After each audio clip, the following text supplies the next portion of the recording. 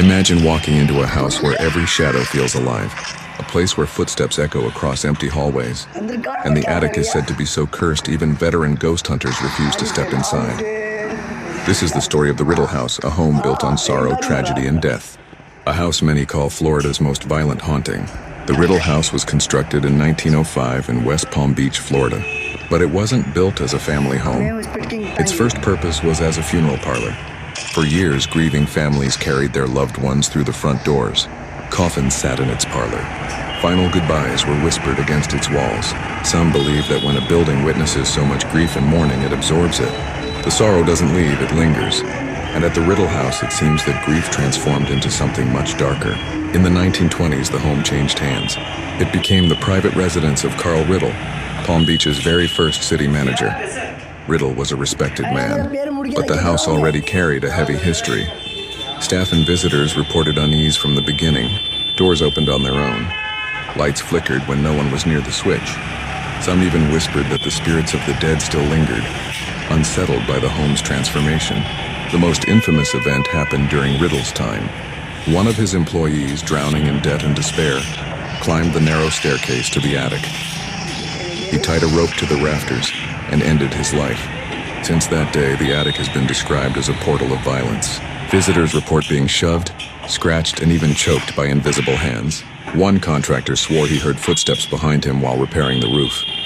When he turned, no one was there, but suddenly his tools flew across the room. Terrified, he fled and refused to ever return. The attic's energy is so disturbing that even seasoned investigators have refused to spend the night there. In the 1980s, the house was moved to Yesteryear Village, a museum in West Palm Beach meant to preserve historic Florida buildings. Piece by piece, the Riddle House was dismantled and rebuilt in its new location. Many thought this would break whatever curse clung to it.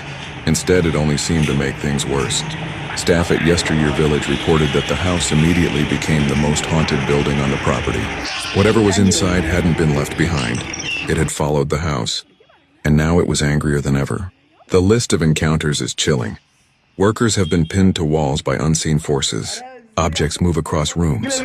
Windows slam shut with such force they shatter. One visitor described hearing angry male voices screaming from the attic when it was locked and empty. Another said she felt icy hands wrap around her throat as she tried to climb the attic stairs. Even the Ghost Adventures crew investigated the Riddle House during their first season. They captured shadowy figures, disembodied voices, and what they described as one of the most violent hauntings they had ever documented. So what exactly haunts the Riddle House? Some believe it's the spirit of the man who hanged himself, trapped in endless rage and despair. Others argue the house itself became cursed during its funeral parlor days, absorbing the grief of countless families. There are even whispers of multiple spirits, those who died, those who mourned, and those who refused to leave. One thing is certain, the Riddle House has terrified generations. A home built for the dead, a tragedy in the attic, and a haunting so aggressive even professional investigators hesitate to face it. So what do you think? Is it truly the spirit of a man who couldn't escape his despair?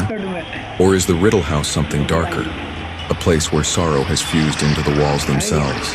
Would you dare to set foot inside the attic of the Riddle House? Let me know in the comments. And if you love chilling stories of real hauntings, hit like and subscribe to the Dark Side Chronicles, where the past never truly rests.